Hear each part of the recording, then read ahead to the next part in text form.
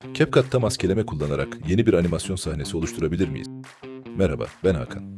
Bu videoda yapay zeka ile daha önce hazırladığım iki farklı Stony animasyonundaki hareketleri CapCut maskeleme özelliğiyle tek bir sahnede birleştireceğim.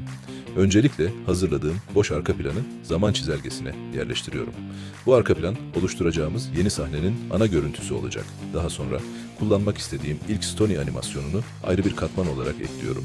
Başlangıçta boş arka planı önde, Stony animasyonunu ise onun arkasında tutuyorum. Böylece çalışacağım görüntüleri zaman çizelgesinde daha rahat düzenleyebiliyorum. Şimdi Stony animasyonunu seçiyor ve CapCut'taki maske bölümüne giriyorum. Kullanmak istediğim Stony hareketinin bulunduğu alanı kapsayacak şekilde maskenin boyutunu ve konumunu ayarlıyorum.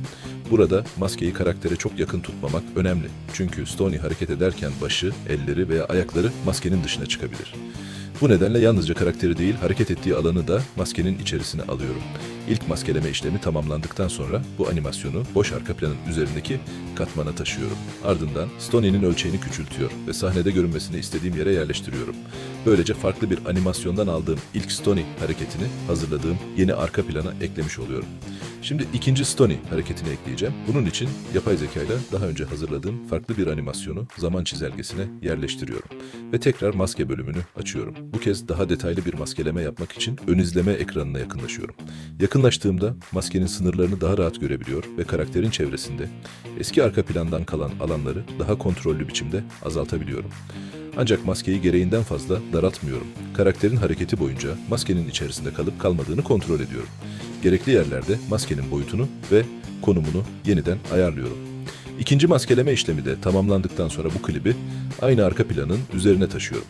İki Stony animasyonunu ayrı katmanlarda tuttuğum için boyutlarını ve yerlerini birbirinden bağımsız olarak değiştirebiliyorum.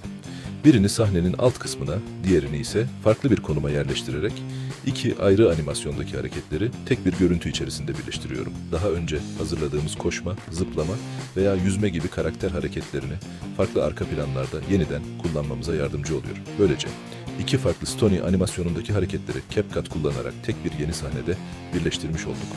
Siz de daha önce hazırladığınız kısa animasyonları bu yöntemle farklı sahnelerde yeniden kullanabilirsiniz. Ben denemeye ve öğrendiklerimi paylaşmaya devam edeceğim. Bir sonraki videoda görüşmek üzere.